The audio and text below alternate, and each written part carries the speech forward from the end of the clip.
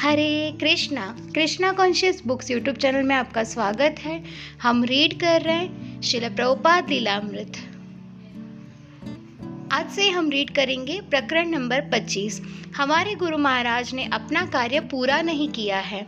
ऐसी कोई चेतावनी नहीं थी कि श्रील प्रभुपाद का स्वास्थ्य खराब हो जाएगा, या यदि कोई थी तो किसी ने उस पर ध्यान नहीं दिया था। जब वे सैन फ्रांसिस्को के अपने भक्तों से न्यूयॉर्क के भक्तों के पास गए तो किसी ने यह नहीं कहा कि उन्हें कार्य से कुछ विश्राम लेना चाहिए।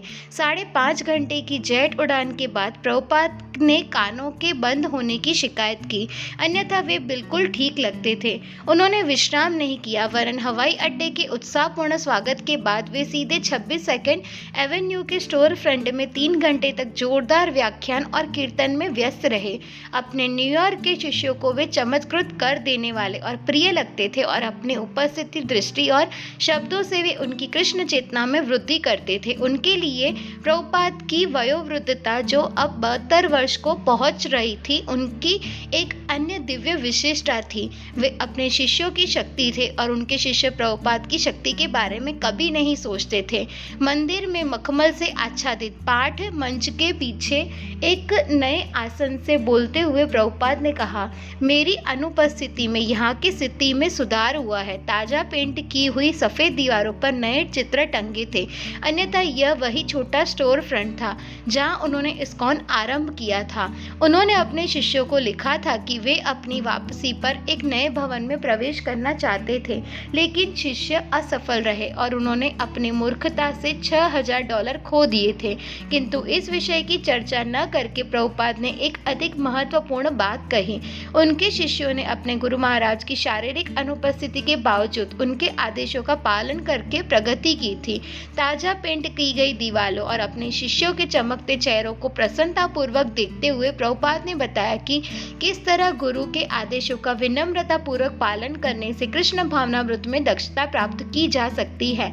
उन्होंने उदाहरण दिया कि एक इंजीनियर का शागिर्द विशेषज्ञ नहीं होता, किंतु यदि वह इंजीनियर के सीधे निर्देशन में एक पेंच घुमाता है तो वह विशेषज्ञ के रूप में कार्य कर रहा होता है। बहुत से शिष्यों को यह सुनकर राहत अनुभव हुई। वे जानते थे कि सांसारिक इच्छाओं का त्याग कठिन था और एक दिन वे शुद्ध भक्त नहीं बन सकते थे। ब्रह्मानंद ने तो एक कविता तक लिखी थी जिसमें उसने कहा था कि यदि कई जन्मों के बाद भी वह ध्यानपूर्वक हरे कृष्ण मंत्र की एक माला पूरी कर लेगा तो वह उसे अपनी सबसे बड़ी असफलता मानेगा। प्रभुपाद उन्हें समझाते थे कि यद्यपि वे कृष्ण प्रेम में विशेषज्ञ नहीं भी हो, लेकिन यदि वे एक विशेषज्ञ के अधीन कार्य करते हैं तो वे भी विशेषज्ञ के रूप में कार्य करने वाले माने जाएंगे। दूसरे दिन जब प्रभुपाद के स्वागत की धूमधाम समाप्त हो गई तो यह स्पष्ट होने वाला था कि उनके शिष्य अपने गुरु महाराज पर अब भी कितना निर्भर थे। नियमित भक्तों की संख्या 1 दर्जन के आसपास थी और प्रभुपाद खामोशी से स्टोर फ्रंट में प्रविष्ट हुए और कीर्तन कराने लगे। किंतु जब भक्तों ने अनुकरण में गाने का समय आया और प्रभुपाद ने उनका पहला सामूहिक गान सुना तो वे आश्चर्य और सहानुभूति से उनकी ओर देखने लगे। अब वे सुन सकते थे। भक्त कमजोर हो गए थे, वे कांव अधिक कर रहे थे, गा कम रहे थे। उनकी अनुपस्थिति में शिष्यों में गिरावट आई थी। जब वे वहां नहीं थे उस बीच कीर्तन बदल गया था और अब वे सुन रहे थे कि उनके भक्त क्या हो गए हैं। असहाय आत्मा जो बिना आनंद या उत्साह के कांव कर रहे थे। श्रील प्रभुपाद चैतन्य चरितामृत में व्याख्यान देने लगे। सैन फ्रांसिस्को से विमान द्वारा यात्रा करते हुए मैंने देखा कि विमान बादलों के सागर से ऊपर उड़ रहा था। जब मैं भारत से जहाज द्वारा यहाँ आया तो मैंने जल का सागर देखा था और विमान में मैंने बादलों का दृष्टि पर्यंत सागर देखा। बादलों के ऊपर सूर्य है, लेकिन जब हम बादलों के बीच से निकलकर जमीन पर उतरते हैं तो न्यूयॉर्क में हर चीज धुंधली और आच्छादन लगती है, लेकिन सूर्य फिर भी चमक रहा है। वे बादल सारे संसार को आच्छादन नहीं कर सकते, वे सारे संयुक्त राज्य तक को भी आच्छादन नहीं कर सकते, जो ब्रह्मांड में एक डब्बे के आकार से अधिक नहीं है। विमान से हमें गगनचुंबी महल बहुत छोटे लगते हैं, इसी तरह ईश्वर की दृष्टि से ये सब सांसारिक पदार्थ व्यर्थ और नगण्य है। एक जीवित प्राणी के रूप में मैं नगण्य हूँ और मेरी प्रवृत्ति नष्ट होने की है, किंतु सूर्य की प्रवृत्ति मुक्ति नष्ट होने की नहीं है, वह हमेशा माया के बादलों से ऊपर है। एक नए लड़के ने हाथ उठाया। ऐसा क्यों है कि एक व्यक्ति, एक आत्मा तो कृष्ण की ओर आकृष्ट होता है और दूसरा नहीं? प्रभुपाद ने इस प्रश्न का उत्तर दूसरे प्रश्न से दिया। एक आत्मा क्यों बोवरी में है और दूसरा कृष्ण मंदिर में आया है? वे रुक गए, लेकिन कोई भी उत्तर न दे सका, क्योंकि यह यहाँ आना चाहता है और दूसरा नहीं। उन्होंने व्याख्यान की। एक प्रश्न इच्छा की स्वतंत्रता का था। यदि हम इसका इस्तेमाल ठीक से करते हैं तो हम कृष्ण के पास जा सकते हैं, अन्यथा हम इस पार्थिव संसार में बने रहेंगे। स्वामी जी से हर एक कुछ पूछना चाहता था। दिन भर भक्त उनके कमरे में आते जाते रहते। वे व्यावहारिक प्रश्न पूछते या दार्शनिक प्रश्न, और उन्होंने फिर स्वामी जी से आदान प्रदान का पुराना तरीका अपना लिया। स्वामी जी अच्युतानंद को फिर बताने लगे कि दोपहर के खाने के लिए क्या पकाया जाए। उन्होंने उसे समझाया कि एक दक्ष सेवक अनुमान लगा लेता है कि उसका स्वामी क्या चाहते हैं उसके पहले कि स्वामी उसकी मांग करें। सतस्वरूप प्रभुपाद को टीचिंग्स ऑफ लॉर्ड चैतन्य की सबसे ताजा टंकित प्रति दिखाने आया। यद्यपि सतस्वरूप के निर्धारित कार्य में कोई अंतर नहीं आया था, लेकिन चूंकि अब प्रभुपाद और वह आमने सामने थे, इसलिए उसे लगा कि टाइप और संपादन का काम उसे अधिक जिम्मेदारी से करना चाहिए। उसने पूछा कि क्या वह जन कल्याण विभाग की नौकरी से इस्तीफा दे दे। प्रभुपाद ने कहा नहीं। जदुरानी ने प्रभुपाद के आवास के बाहरी कमरे में चित्र बनाने का कार्य जारी रखा। लज्जा संकोच छोड़कर उसने कई प्रश्न पूछे कि कृष्ण का चित्र वह कैसे बनाए, भगवान विष्णु हृदय में कैसे स्थित है। उसने पूछा क्या वे बैठे हैं या खड़े हैं या कैसे हैं। प्रभुपाद ने उत्तर दिया, ओ, इसके लिए तुम्हें हजारों वर्ष ध्यान लगाना होगा। जदुरानी ने निराश होकर उन्हें घूरा। तब प्रभुपाद ने कहा वे खड़े हैं, और वह प्रसन्न होकर चित्र बनाने लगे। जब जदुरानी ने कमजोर स्वास्थ्य की शिकायत की तो प्रभुपाद ने अच्युतानंद से कहा कि उसे दिन में 2 बार दूध मिलना चाहिए। बाहर के कमरे में जहाँ टंकण, पेंटिंग और कभी-कभी इमारत का काम भी होता था, खुलने वाली खिड़की में से प्रभुपाद ने एक दिन देखा कि जदुरानी भगवान चैतन्य के संकीर्तन दल का चित्र बना रही थी। जो ही वह चित्र के नीचे महामंत्र के शब्द अंकित करने लगी, प्रभुपाद ने खिड़की से पुकारा, महामंत्र को वहां न अंकित करो, किंतु आपने इसे यहाँ अंकित करने को कहा था। उसने कहा, मैंने अपना विचार बदल दिया है। हरे कृष्ण चैतन्य महाप्रभु के नीचे नहीं होना चाहिए। एक एक करके प्रभुपाद न्यूयॉर्क के अपने सभी पुराने अनुयायियों से मिले। गर्ग मुनि मंदिर के कोषाध्यक्ष, जिसने हरे कृष्ण रिकॉर्ड और अगरबत्ती की अच्छी बिक्री के बारे में बताया। राम राय बैक टू गॉडहेड का संपादन, जिसने अपनी खराब पाचन शक्ति के बारे में बात की। और रूपानुग, जिसके पास अच्छी नौकरी थी पर जिसे अपनी पत्नी को कृष्ण भावनामृत के संबंध में आश्वस्त करने में कठिनाई हो रही थी। मकान मालिक श्रीमान चूटे तक प्रभुपाद के पास आ धमके, लड़कों के व्यवहार के विरुद्ध शिकायत करने। प्रभुपाद की भेंट माइकल ब्लूमर्ट से भी हुई, जो नवागंतुक था। माइकल विनाशकारी मादक द्रव्य सेवन के अनुभवों के विषय में किसी मनोचिकित्सक से परामर्श करता रहा। जब से वह मंदिर आने लगा था, उसके माँ बाप स्वामी जी को एक दूसरी विनाशकारी शक्ति मानने लगे थे, लेकिन स्वामी जी से मिलने के बाद मिसेज ब्लूमर्ट उनकी प्रामाणिकता स्वीकार करने लगी थी, यद्यपि उनके पति को संदेह बना हुआ था। श्रीमान ब्लूमर्ट, श्रील प्रभुपाद ने कहा, तुम्हारी पत्नी अधिक बुद्धि वाली है। श्रीमान ब्लूमर्ट ने कहा कि वे चाहते थे कि उनका लड़का डॉक्टर बनकर लोगों की सेवा अधिक व्यावहारिक ढंग से करे। प्रभुपाद ने तर्क किया कि डॉक्टर इतने अधिक है, फिर भी लोग दुख भोग रहे हैं, परंतु कृष्ण भावनामृत में डूबा व्यक्ति दूसरे व्यक्ति को दुख से पूर्ण मुक्ति दिला सकता था, इसलिए कृष्ण भावनामृत के प्रसार का कार्य अधिक मूल्यवान था। श्रीमान ब्लूमर्ट आश्वस्त नहीं हुए, परंतु वे राजी हो गए कि माइकल को भक्तों के साथ रहने देंगे और उसका मनोचिकित्सक के पास जाना बंद कर देंगे। वे स्वामी जी का आदर करने लगे, यद्यपि उनसे उनकी असहमति बनी रही। प्रभुपाद ने एक स्थायी वीजा प्रवेश पत्र प्राप्त करने की जरूरी समस्या के संबंध में ब्रह्मानंद के साथ विचार विमर्श किया। 1965 ईस्वी सन में संयुक्त राज्य में आने के बाद प्रभुपाद ने अपने प्रवेश पत्र को बार बार बढ़वाया था। अब आप्रवास अधिकारियों ने उसे और आगे बढ़ाने से इनकार कर दिया था। प्रभुपाद संयुक्त राज्य छोड़ना नहीं चाहते थे, लेकिन वहाँ रुकने का एक यही तरीका था कि वे स्थायी आप्रवासी बन जाए। उन्होंने आवेदन किया था, लेकिन अभी तक सफलता नहीं हुई थी। तुम्हारी सरकार नहीं चाहती कि मैं यहाँ रहूँ, उन्होंने कहा था, इसलिए मुझे भारत वापस जाना पड़ेगा। स्वामी जी के भारत वापस जाने की संभावना दहलाने वाली थी। उनके शिष्य केवल यह मानने को तैयार हुए थे कि वे उन्हें छोड़कर संयुक्त राज्य में अन्यत्र प्रचार के लिए जा सकते थे यदि उन्हें भारत वापस जाना पड़ा। शिष्यों को डर लगा कि वे फिर सांसारिकता में जा फंसेंगे। स्वामी जी उनके आध्यात्मिक जीवन को सहारा प्रदान कर रहे थे। वे स्वामी जी बिना कैसे रहेंगे? प्रभुपाद भी कुछ ऐसा ही अनुभव करते रहे। ब्रह्मानंद को आप्रवास कार्यालय की कार्यवाही में विलंब कराने हेतु एक वकील पाने में सफलता हो गई। उनके निष्कासन का भय जाता रहा। प्रभुपाद ने मॉन्ट्रियल जाने और वहां स्थायी अधिवास प्राप्त करने के बारे में बात की, लेकिन उनका मुख्य इरादा अमेरिका में रहकर उस कार्य को आगे बढ़ाना था जिसे उन्होंने शुरू किया था। ब्रह्मानंद ने भगवद गीता के मुद्रण के बारे में रिपोर्ट दी। पांडुलिपि तैयार थी और वे इसके मुद्रण की लागत और स्थान के बारे में विचार कर रहे थे। यद्यपि उस पुस्तक को स्वयं प्रकाशित करने के लिए उन लोगों के पास धन नहीं था। उन्होंने एक प्रकाशक ढूंढ निकालने के कठिन कार्य के बारे में कभी गंभीरता से प्रयत्न नहीं किया था, लेकिन प्रभुपाद ने ब्रह्मानंद को इसके लिए प्रेरित किया। मेरे लिए केवल एक ही आशा है कि मेरी पुस्तकें प्रकाशित हो। ब्रह्मानंद ने प्रभुपाद से उन $6000 के विषय में भी बात की जो श्रीमान प्राइस जब्त कर गए थे। प्रभुपाद ने जोर दिया कि अपराधियों पर मुकदमा चलाया जाए। उन्होंने ब्रह्मानंद को वकील से बात करने और श्रीमान प्राइस और श्रीमान टाइलर को यह बताने के लिए भेजा कि महामहिम आ गए हैं और वे उन्हें अदालत के सामने ले जाएंगे। इस पर वे नरम पड़ गए। श्रीमान टाइलर ने $5000 के डिपॉजिट में से अधिकतर राशि वापस कर दी और श्रीमान प्राइस ने ब्रह्मानंद से जो $1000 फांस लिए थे उनमें से $750 लौटा दिए। कानूनी सलाह मशवरे में जो $1000 व्यय हुए थे वे तो जाते रहे, लेकिन प्रभुपाद ने कहा कि शेर से निपटने में खरोच तो लगेगी ही। कीर्तनानंद को मॉन्ट्रियल लिखे गए एक पत्र में प्रभुपाद ने प्राइस मामले की सफल समाप्ति के बारे में लिखा।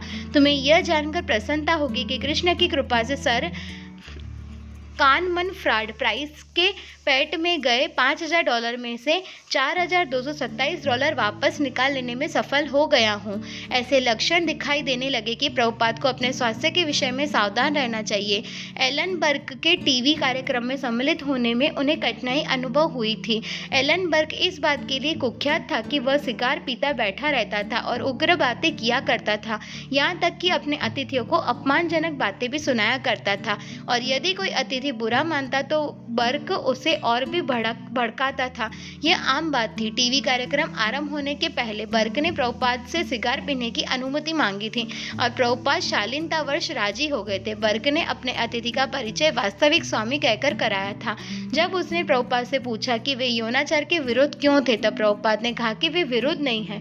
यौनाचार विवाहित जीवन तक सीमित होना चाहिए जिसमें कृष्ण चेतना वाली संतान पैदा हो, किंतु बर्ग आग्रह करता रहा कि वैवाहिक जीवन के बाहर यौनाचार में क्या बुराई थी। प्रभुपाद ने उत्तर दिया कि मानव जीवन का असली उद्देश्य आत्मोपलब्धि है।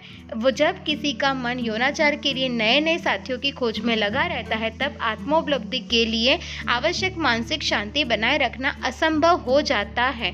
बर्ग इससे सहमत हो गया था। वस्तुतः उस दिन उसका व्यवहार सब दिनों से अच्छा रहा। अंत में उसने प्रभुपाद को एक बहुत सम्मोहक सज्जन कहा था। जब श्रील प्रभुपाद मंदिर को लौट रहे थे तो उन्होंने बताया कि टीवी के प्रकाशन से उसके सिर में इतना दर्द हुआ कि एक बार उन्हें लगा था कि वे और अधिक वहां नहीं रुक सकेंगे। इसके बाद एक दिन रूपानुग ने, जो प्रभुपाद के आसन के निकट एक व्याख्यान के दौरान बैठा था, देखा कि जब वे बोल रहे थे तो उनका हाथ कांप रहा था। महीनों पहले एक रिकॉर्ड तैयार कर लेने के बाद प्रातःकाल में कीर्तनानंद ने देखा कि प्रभुपाद रात भर सोए नहीं थे और उन्होंने बीच में दिल के रुक जाने और हिल-डुल न पाने की शिकायत की थी।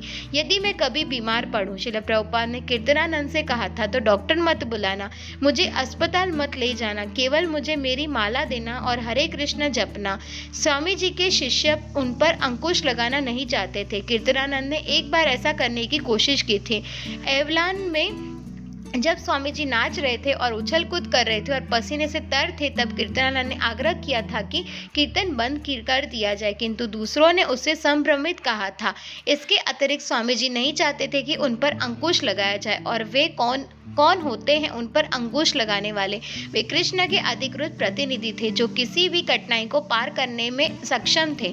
वे शुद्ध भक्त थे, वे कुछ भी कर सकते थे। क्या कई बार वे नहीं बता चुके थे कि एक सच्चा भक्त सांसारिक कष्टों से अतीत होता है? स्वामी जी ने एक शिष्य की बीमारी दादी को बीमार दादी को धीरज देने के लिए एक पत्र लिखा था। हमारे सभी कष्ट इस बाह्य शरीर के कारण है। यद्यपि हमें कभी कभी शारीरिक कष्ट सहने पड़ते हैं, विशेषकर वृद्धावस्था में, तब भी यदि हम में भगवत चेतना है तो हम कष्ट अनुभव नहीं करेंगे। इसलिए सबसे अच्छी चीज यह है कि हम निरंतर भगवान के पवित्र नाम का जप करें। भक्तों ने लक्ष्य किया कि यद्यपि स्वामी जी किसी भी बीमार दादी को अच्छे उपदेश दे सकते थे, परंतु उसके ऊपर जो बीत रही हो उससे वे कभी प्रभावित होने वाले नहीं थे।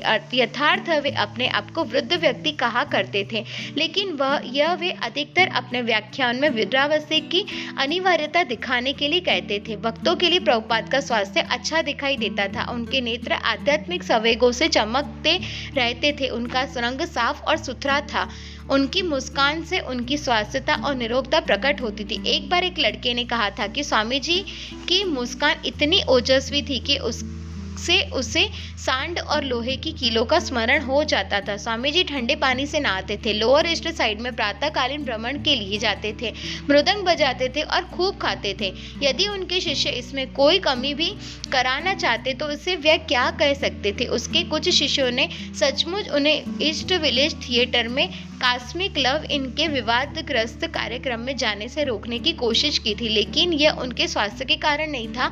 वे उनके संयुक्त राज्य में अधिवास के केस को सुरक्षित बनाना चाहते थे। श्रील प्रभुपाद लव इन कार्यक्रम में लुई अबोलाफिया के लिए धन संग्रह हेतु आमंत्रित किए गए थे। लुई अबोलाफिया संयुक्त राज्य के राष्ट्रपति पद के लिए लव एंड पीस की ओर से अभ्यर्थी थे। इस कार्यक्रम में एलन गिन्सबर्ग,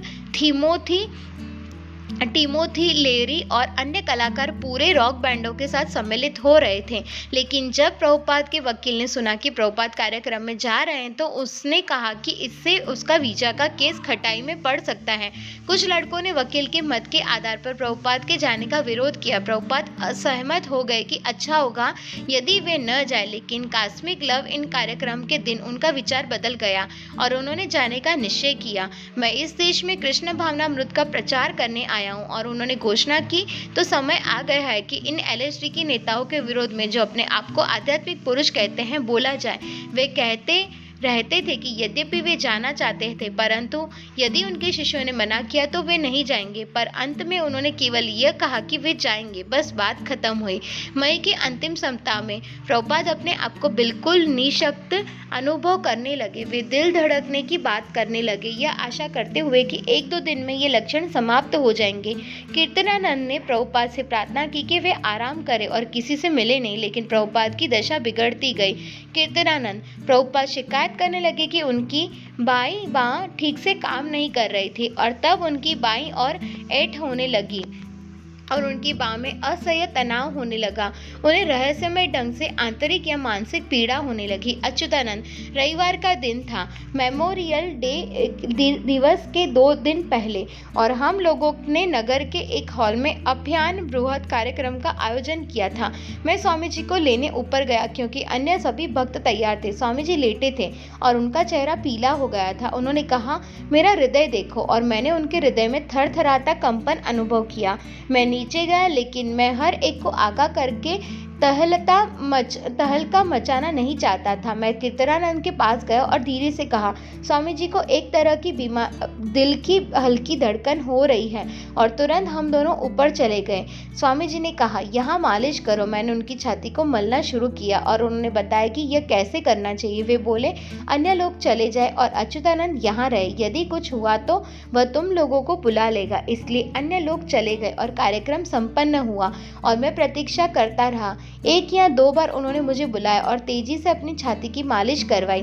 तब उन्होंने नजर उठाई और उनका पीला रंग वापस चला गया। मैं मुंह खोलकर उनकी ओर देख रहा था और मुझे समझ नहीं आ रहा था कि मुझे क्या करना है। उन्होंने मुझे देखा और कहा, तुम बेकार क्यों बैठे हो? हरे कृष्ण का जप करो। शाम को धड़कन फिर हुई, इसलिए मैं उनकी बगल के कमरे में सोया। काफी रात गए उन्होंने मुझे बुलाया और फिर मालिश करवाई। कीर्तनानंद, मंगलवार मैं मेमोरियल डे को तीसरे पहर में स्वामी जी के साथ उनके कमरे में बैठा था।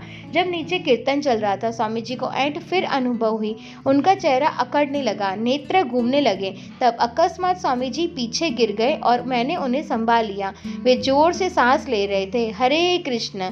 और तब हर वस्तु रुक गई। मैंने समझा अंत आ गया। तब वे फिर सांस लेने लगे और जप करने लगे, परंतु उनके शरीर पर उनका नियंत्रण नहीं लौटा था। ब्रह्मानंद, मैं कीर्तनानंद के पास वहाँ था। वह मेमोरियल डे का सप्ताहांत था। हम समझ नहीं सकते थे कि स्वामी जी को क्या हो गया है।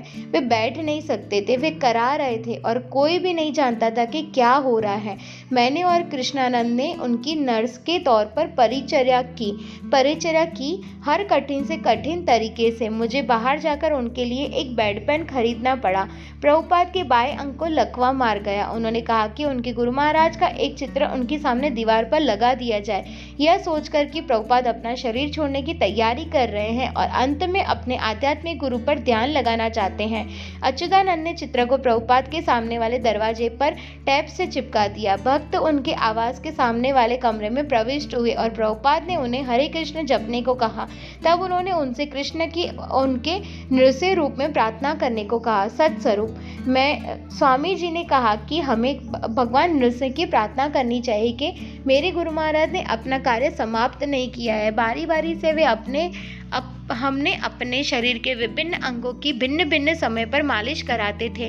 तब उन्होंने हमें नीचे जाने और रात भर कीर्तन करने को कहा। जदुरानी, उन्होंने हमें भगवान नृसिंह से प्रार्थना सिखाई। वे एक एक करके शब्द बोलते गए और मैं लिखती गई। मैंने सैन फ्रांसिस्को और मॉन्ट्रियल के मंदिरों को फोन किया और प्रार्थना बताई। स्वामी जी ने कहा, तुम्हें कृष्ण से प्रार्थना करनी चाहिए कि मेरे गुरु महाराज ने अभी अपना कार्य समाप्त नहीं किया, इसलिए उन्हें पूरा करने दे। दामोदर, मैं मंदिर में गया, नीचे कोई नहीं था, इसलिए कुछ मालाएं फेरने के लिए मैं बैठ गया। तब एक भक्त बहुत घबराया सा नीचे आया। मैंने पूछा कि क्या हो रहा है। तब उसने मुझे पूरी स्थिति बताई तो मैं भागकर ऊपर गया। सभी लोग दूसरे कमरे में बैठे थे, जहां से दीवार की खिड़की में से स्वामी जी को देखा जा सकता था। सब अपनी अपनी माला फेर रहे थे। जदुरानी सबको कागज के छोटे छोटे टुकड़े दे रही थी जिन पर कुछ लिखा था। उसने बताया कि स्वामी जी चाहते हैं कि हम प्रार्थना करें। ब्रह्मानंद, हम भगवान ऋषि का चित्र स्वामी जी के कमरे में ले गए और हम सभी जप करने लगे। जब स्वामी जी को भगवान ऋषि के चित्र के सामने बेड पेन इस्तेमाल करना पड़ता था तो वे भगवान ऋषि से क्षमा याचना करते थे। वे समझ रहे थे कि भगवान ऋषि उनके ठीक सामने बैठे हैं। मैं उसे एक चित्र समझता था, किंतु स्वामी जी मानते थे कि वहाँ स्वयं भगवान ऋषि बैठे हैं। स्वामी जी की हालत खराब होती जा रही थी। वे बिल्कुल अशक्त हो गए थे और उनके शरीर में हर प्रकार की कमजोरी आ रही थी। मुझे कोई डॉक्टर नहीं मिल पाया था क्योंकि वह मेमोरियल दिवस था और सब कुछ बंद था। मैंने अपने फैमिली डॉक्टर को भी फोन किया, किंतु वे घर पर नहीं थे। हर एक अवकाश पर चला गया था, क्योंकि मेमोरियल दिवस पर हर व्यक्ति नगर छोड़ देता है। मैं किसी को नहीं पा सका। मैंने अस्पतालों और सभी डॉक्टरों को टेलीफोन किया, लेकिन मुझे कोई नहीं मिल पाया। अंत में न्यूयॉर्क सिटी मेडिकल डिपार्टमेंट के आपात नंबर पर संपर्क करने से मुझे एक डॉक्टर मिला। डॉक्टर आया, वह जोर से बोलने वाला वृद्ध आदमी था। जब उसने स्वामी जी को देखा तो वह बोला, मैं समझता हूँ कि यह वृद्ध पुरुष प्रार्थना का अतिरेक कर रहा है। मुझे लगता है कि उसे कुछ कसरत करनी चाहिए, उसे सवेरे टहलने जाना चाहिए। अच्युतानंद, डॉक्टर कुछ अधिक जानकार नहीं था। उसने बताया कि स्वामी जी को सर्दी हो गई है। मैंने कहा, आपका मतलब क्या है? स्वामी जी का दिल धड़क रहा है। मुझे नहीं मालूम कि क्या करना चाहिए। क्या वे विस्की लेते हैं? मैंने कहा, वे काफी या चाय भी नहीं पीते। ओह, बहुत अच्छा, बहुत अच्छा। मेरे विचार से उन्हें सर्दी हो गई है। द्वारकाधीश दास, वह आया और उसने चारों ओर देखा और कोई भी उसी क्षण बता सकता था कि उसने जो कुछ देखा वह उसे पसंद नहीं आया।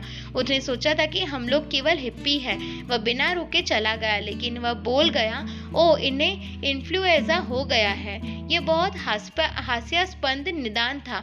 और तब उसने कहा, मुझे मेरी फीस दो। तो हमने दे दी। डॉक्टर चला गया और स्वामी जी की हालत और बिगड़ गई। भक्तों ने एक दूसरा डॉक्टर बुलाया। उसने श्रील प्रभुपाद का निदान करने करके बताया कि उन्हें हल्का सा दिल का दौरा पड़ा है। उसने कहा कि प्रभुपाद को अविलंब अस्पताल ले जाना चाहिए। मैक्स लर्नर, भक्तों का एक वकील मित्र, मुझे एक दिन फोन मिला कि स्वामी जी को हल्का सा दिल का दौरा पड़ा है और मैं कुछ सहायता कर सकता हूँ। उस समय वे लोग उन्हें बैली व्यू अस्पताल ले जा रहे थे, लेकिन मैंने सुझाया कि कम से कम मुझे उन्हें एक निजी अस्पताल में दाखिल कराने के लिए कोशिश करने दी जाए। अस्पताल के लोगों से कई घंटे की बातचीत और तोलमोल के बाद अंत में हम स्वामी जी को बेथ इज़राइल अस्पताल में भर्ती कर सके।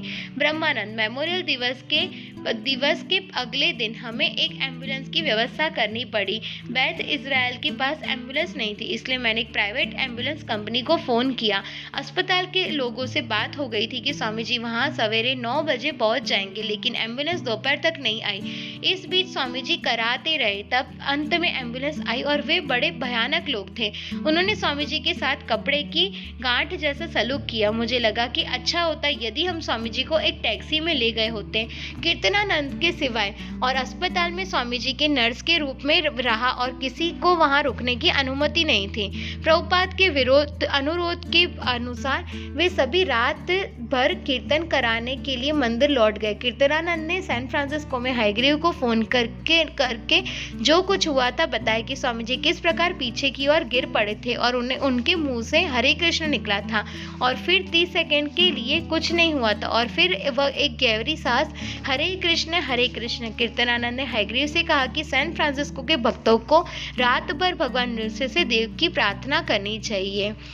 तव कर कमल वरे नखाम अद्भुत श्रृंगाम दलिता हिरण्यकशिपु तनु भृंगाम केशव धृता नरहरि रूपा जय जगदीश हरे। भगवान नृसिंहदेव भगवान कृष्ण के अर्ध पुरुष अर्धसिंह अवतार के रूप में अपने सच्चे भक्त प्रहलाद की रक्षा और हिरण्यकशिप राक्षस का संहार करने के लिए एक अन्य युग में प्रकट हुए थे। प्रभुपाद ने अपने शिष्यों को कहा था कि वे यह विशेष मंत्र जप कर भगवान नृसिंहदेव की प्रार्थना करें और ध्यान करें कि हमारे गुरु महाराज ने अपना कार्य पूरा नहीं किया है, कृपया करके उनकी रक्षा करें। लड़के मंदिर में गए और एक साथ प्रार्थना करने लगे, लेकिन कुछ घंटे के बाद वे सो गए। वे विश्राम करना चाहते थे जिससे वे दूसरे दिन अस्पताल जा सके। हरिदास, जब हमने इसके बारे में सैन फ्रांसिस्को में सुना तो लोग दुखी हुए और रोने लगे। स्वामी जी के लिए लोगों में अत्यंत प्रेम था और सभी उन्हीं के विषय में सोच रहे थे। हर एक का ध्यान इसी बात पर था कि वे बीमारी से कैसे उभरे। सभी कृष्ण भगवान चैतन्य और जिस किसी से भी संभव था प्रार्थना कर रहे थे कि स्वामी जी को शक्ति दे जिससे वे कष्ट की घड़ी को पार कर सके। लोग माला फेरते मंदिर में आते थे और अपने विश्वास, धर्म या मत की सारी शक्ति स्वामी जी को अच्छा करने में लगा देना चाहते थे। वे सभी हमारे साथ मंत्र जपते थे। हाईग्रीव, यह एक ऐसी रात थी जिसे मैं कभी नहीं भूलूंगा। हमने जगन्नाथ श्री विग्रहों की वेदी के पीछे की बत्तियां जला दी थी, मोमबत्तियां जला दी थी और झिलमिलाते प्रकाश से हम मंत्र जपने लगे थे। हम मंत्र बड़ी गंभीरता से जप रहे थे। नृत्य तो उससे भी अधिक गंभीरता से हो रहा था। हेड स्ट्रीट में समाचार शीघ्र फैल जाता है। मंदिर में भीड़ लग गई। लोग रात भर हमारे साथ कीर्तन करने के लिए जमा हो गए थे। मुकुंद और जानकी ने न्यूयॉर्क को फोन किया, लेकिन कोई नया समाचार नहीं मिला था। कीर्तनानंद अस्पताल में स्वामी जी के बिस्तर के पास रात बिता रहा था और किसी को अंदर जाने की इजाजत नहीं है। अस्पताल का यही नियम है। न्यूयॉर्क में हर एक कीर्तन कर रहा है। हम आधी रात के बाद जब कीर्तन करते रहे, अधिकतर अतिथि चले गए हैं, लेकिन हम में से किसी को नींद नहीं आ रही है। हम कीर्तन की लहरों में तैर रहे हैं। मेरा मन स्वामी जी के पास जा पहुंचता है। न्यूयॉर्क में और भविष्य और भूतकाल की बातें सोचने लगता है। मैं उसे बलान कमरे में खींचता हूँ और वर्तमान का सामना करने के लिए और यह अनुभव करने के लिए कि हम कृष्ण से यह प्रार्थना करने के लिए कीर्तन कर रहे हैं कि वे हमारे गुरु महाराज को थोड़ा समय और दे ताकि वे भगवान चैतन्य के यशस्वी संकीर्तन आंदोलन का प्रसार संसार भर में कर सके। कीर्तन सागर चलता रहता है। रात में 2 बजे हैं। मुझे थकान अनुभव होने लगी है। केवल जागते रहने के लिए मैं वाद्य यंत्र बदलता रहता हूँ। मैं कभी मृदंग बजाता हूँ, कभी मंजीरे या हारमोनियम। बहुत से भक्त जागते रहने के लिए नृत्य करते रहे हैं। लड़कियां प्रसाद रूप में सेब के टुकड़े बांटती है। दीवार के पास बैठना खतरे से भरा होता है क्योंकि उसका सहारा लेते ही नींद आने लगती है। हम इससे इतने दुर्बल हैं। हरे कृष्ण से शांति मिलती है। कीर्तन हमें बहुत सी अनावश्यक अनुकूलताओं से बचाता है। इसके माध्यम से हम अपना तनाव कम कर सकते हैं, दुख, तर्क और आशा व्यक्त कर सकते हैं। प्रातः काल के 3 और 4 बजे के बीच का समय है। यह उषा काल के पूर्व ब्राह्मण मुहूर्त की अतिशय भाव विभोरता की घड़ी होती है। यदि स्वामी जी इस समय जीवित है तो वे अवश्य बच जाएंगे। हम गाते हैं, हम माला फेरते, मंत्र जपते हैं, निरंतर हरे कृष्ण गाते हैं। हम सामान्यतः 7 बजे सवेरे तक चलने वाले कीर्तन एक मंत्र जपते रहते हैं और इसके बाद भी कीर्तन करते रहते हैं। हम अविरत गति से 14 घंटे कीर्तन करते हैं। अपने मन के दर्पण से हम सारी मैल साफ कर देते हैं। हमें सर्वत्र कृष्ण और स्वामी जी दिखाई देते हैं। निश्चय ही अब वे ठीक हो गए हैं। रात में प्रभुपाद के दिल में दर्द रहा। दूसरे दिन उनकी हालत संकटापन्न थी। वे बोल सकते थे लेकिन बहुत धीरे से और निशक्त इतने हो गए थे कि वे वार्तालाप नहीं कर सकते थे। डॉक्टरों के विषय में उन्हें संदेह था। उन्होंने अपने रोग का निदान स्वयं किया। दिल का दौरा, जिसके उनका मस्तिष्क प्रभावित था, जिससे शरीर के बाएं अंग को लकवा मार गया था। उन्होंने कहा, इसकी दवा मालिश। 1 जून को सवेरे कीर्तनानंद के साथ प्रभुपाद के कमरे में शिष्य आ गए और बारी बारी से वे लगातार उनकी मालिश करते रहे। प्रभुपाद के आदेश अनुसार वे बारी बारी से उनके सिर, छाती और टांगों की मालिश करते रहे। इस साधारण कार्य से प्रभुपाद से उसका निकट का संबंध हो गया। जब प्रभुपाद ने सुना कि न केवल न्यूयॉर्क में वरन सैन फ्रांसिस्को में भक्तों ने रात भर कीर्तन किया और प्रार्थनाएं की, तो उन्होंने संतोष प्रकट किया। अपनी आम हार्दिक मुस्कान से नहीं, वरन बहुत हल्के ढंग से सिर हिलाकर और प्रशंसा के कुछ शब्द कहकर। दुर्बलता के बावजूद वे पूरी तरह होश में थे। डॉक्टर और बहुत करके उनके सहायक प्रभुपाद का खून लेते, सुई लगाते और छानबीन करते। उनका निदान किसी निष्कर्ष पर ले जाने वाला नहीं था। उनकी योजना प्रयोग करते जाने की थी। अचानक एक डॉक्टर आया और उसने दूसरे प्रस्तावना की घोषणा की, रीढ़ की हड्डी को टैप करने की। प्रभुपाद इतने कमजोर हो गए थे कि वे इस प्रस्तावना की अच्छाई बुराई के बारे में विचार विमर्श नहीं कर सकते थे। उन्होंने अपने आप को कृष्ण और अपने भक्तों के हवाले कर दिया था। डॉक्टर अपने कार्य में बाधा नहीं देखना चाहते थे। उसने बताया कि रीढ़ की हड्डी को टैप क्यों जरूरी था, लेकिन वह विचार विमर्श की अनुमति मांगने के लिए तैयार नहीं थे। जिस समय डॉक्टर ने रीढ़ की हड्डी को टैप करने का प्रयोग किया, कमरे से हर एक को चले जाना पड़ा, कीर्तनानंद के सिवाय, जो वहां रुकने पर अड़ा था। न तो प्रभुपाद ने, जो बहुत कमजोर थे, और न उनके शिष्यों ने, जो नहीं जानते थे कि प्रभुपाद की ओर से क्या किया जाए, डॉक्टर का विरोध किया। जब डॉक्टर ने एक बहुत भयावह सुई तैयार की, जैसे कि शिष्यों ने पहले कभी नहीं देखी थी, तो वे प्रभुपाद के कमरे से पंक्तिबद्ध रूप से बाहर चले गए। उन्हें जब फिर कमरे में आने की अनुमति हुई तो एक शिष्य ने सावधानी से पूछा, स्वामी जी, क्या आपको कष्ट हुआ? श्रील प्रभुपाद, जिनका सुनहरी त्वचा वाला शरीर अस्पताल के सफेद कपड़ों से ढका था और जो सफेद चादरों के बीच लेटे थे, धीरे से करवट लेकर बोले, हम सहिष्णु हैं। रूपानु, जब स्वामी जी पहली बार अस्पताल में दाखिल हुए तो मुझे बहुत दुख हुआ। मैं नहीं समझ रहा था कि मुझे क्या करना चाहिए।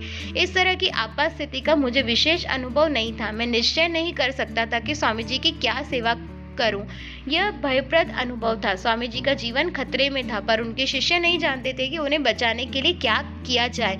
वे बिस्तर में पड़े थे, मानो उनकी कृपा पर हो, किंतु अस्पताल के लोग उन्हें अपनी संपत्ति समझते थे। दिल की बीमारी से ग्रस्त एक वृद्ध व्यक्ति, उनकी खोजबीन का एक विषय, और स्वामी जी के शिष्यों के लिए श्रीमान प्राइस और उनके गुट से निपटने की तुलना में यह 100 गुना अधिक कठिन हो रहा था।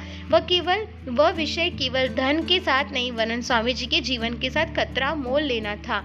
क्या वे ईईजी की अनुमति देंगे? ईईजी क्या होती है?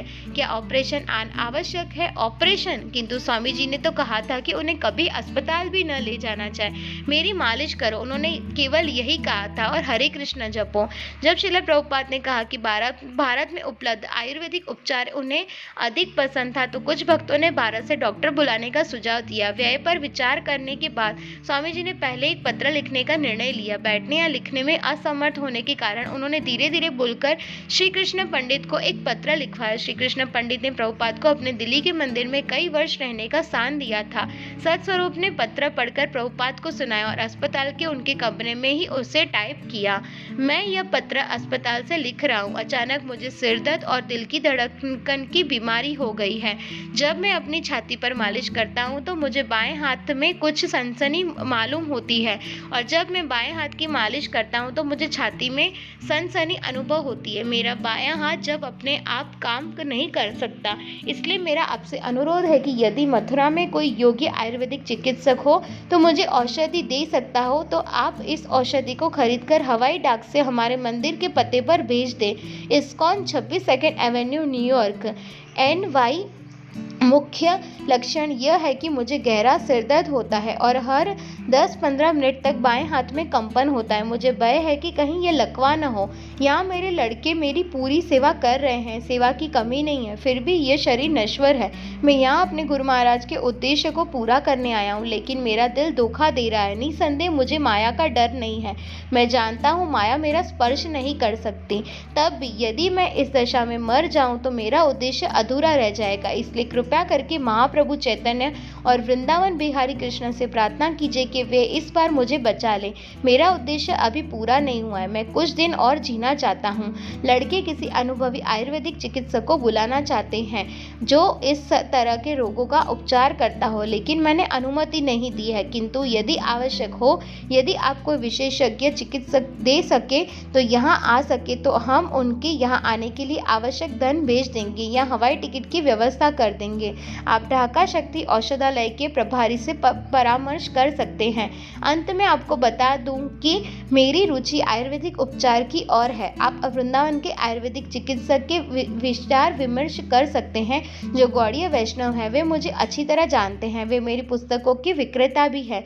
यदि संभव हो तो 2 चीजें करनी है। मुझे ठीक औषधि भेजिए और उसके सेवन की विधि। यह बहुत अच्छा रहेगा। यदि मुझे वापस आना हो तो मैं वह भी कर सकता हूँ। कृपया यथाशीघ्र अंग्रेजी में उत्तर भेजिए क्योंकि मेरे शिष्य हिंदी नहीं पढ़ सकते। जब तक मैं बिस्तर में पड़ा हूँ मेरे लिए पत्र पढ़ना संभव नहीं है। आप इस पत्र को बहुत आवश्यक समझे। योग्य चिकित्सकों से विचार विमर्श करके मुझे लिखने के मुझे क्या करना है। मथुरा में निसंदेह बहुत से अच्छे चिकित्सक हैं और बहुत से नीम हकीम हैं। नीम हकीमों से दूर रहने का प्रयास करें। मैं भारत तुरंत लौट जाता, लेकिन डॉक्टर कहते हैं कि इसमें खतरा है। यदि आवश्यक हुआ तो यात्रा की थकान सहन करने की शक्ति प्राप्त होते ही मैं लौट आऊँगा। मैं अपने लक्षणों का फिर से उल्लेख करता हूँ जिससे आप आवश्यक सावधानी बरत सके। अचानक 4 दिन पहले मेरे दिल और पेट के बीच में कुछ धड़कन होने लगी। मैं इतना निशक्त हो गया कि मुझे बेहोशी सी होने लगी। तब मैंने एक डॉक्टर से सलाह ली। वह आया और उसने कुछ दवाई दी, लेकिन उससे कोई लाभ नहीं हुआ। तब मेरे शिष्य मुझे तुरंत अस्पताल ले आए। वहाँ वे लगभग 400 रुपये प्रतिदिन खर्च कर रहे हैं। यहाँ उपेक्षा का कोई प्रश्न नहीं है। सभी वैज्ञानिक उपचार हो रहा है, पर मैं सोचता हूँ कि आयुर्वेदिक उपचार ठीक होगा। इसलिए मेरी प्रार्थना है कि आप तुरंत आवश्यक कदम उठाएं और मुझे उत्तर दें। विश्वास है कि इस पत्र से आपको सही स्थिति का ज्ञान हो जाएगा। इसे पढ़ते समय आप किसी ऐसे पत्र मित्र से सहायता लें जो अंग्रेजी अच्छी तरह जानता हो, जिससे वह इसे सही पढ़ सके और ठीक जवाब लिख सके। बंगाली या हिंदी में पत्र व्यवहार का यहाँ मौका नहीं है। कृष्ण की कृपा से अस्पताल में दूसरे दिन श्री प्रभुपाद की हालत में कुछ सुधार दिखाई देने लगा। उनका दिल का दर्द अब भी बना रहा। उनका चेहरा उदास था। उस पर कोई हंसी नहीं थी, परंतु उनमें कुछ शक्ति आ गई थी। कनिष्ठ डॉक्टर, नर्सें और डॉक्टर अपने समय पर आते रहे और निर्व्यय व्यक्तिगत ढंग से उनका उपचार करते रहे। एक डॉक्टर ने प्रभुपाद के कार्य के बारे में कुछ रुचि दिखाई और प्रभुपाद की प्रार्थना पर कितनानंद ने टाइप किया हुआ प्रभुपाद का एक भाषण उसे सुनवाया। उसने नम्रतापूर्वक सुना और कहा, इससे घंटी नहीं बजी, कोई असर नहीं होता। डॉक्टर ने कहा कि वह कुछ और परीक्षण करना चाहता था और यदि सब कुछ ठीक रहा तो स्वामी जी कुछ सप्ताह के बाद अस्पताल से जा सकेंगे। श्रील प्रभुपाद ने कृष्ण के बारे में बताने की इच्छा से डॉक्टर से बात करने की कोशिश की। यदुरानी अपने चित्रों में से 2 चित्र अस्पताल के कमरे में लाई थी। एक राधा कृष्ण का था और दूसरा हिरण्यकश्यप राक्षस को चीरते हुए उग्र अर्ध सिंह अर्ध मानव रूप में भगवान ऋषि का था। बहुत धीमी धीमी आवाज में बोलते हुए प्रभुपाद ने कहा कि ये दो चित्र बताते हैं कि भगवान के कितने रूप हो सकते हैं। एक में वे प्रेम का आदान प्रदान कर रहे हैं, दूसरे में हम देखते हैं कि वही कृष्ण भगवान किस प्रकार क्रोध प्रकट करते हैं। डॉक्टर विनम्रता पूर्वक बोला कि उसका अपना निजी दर्शन था और स्वामी जी को चाहिए कि वे दुर्बलता की ऐसी दशा में प्रचार का कार्य न करें, उन्हें आराम करना चाहिए। उनके शिष्यों से यह कहते हुए कि वे अपने गुरु को बात न करने दें, डॉक्टर अपने राउंड पर आगे निकल गया। हरे कृष्णा। तो आज का चैप्टर यहीं तक। नेक्स्ट पार्ट में हम ये चैप्टर फिर से कंटिन्यू करेंगे। वाञ्छाकल्पतरुभ्यश्च कृपा सिंधुभ्य एव च पतितानां पावनेभ्यो वैष्णवेभ्यो नमो नमः। शिल प्रभुपाद की जय।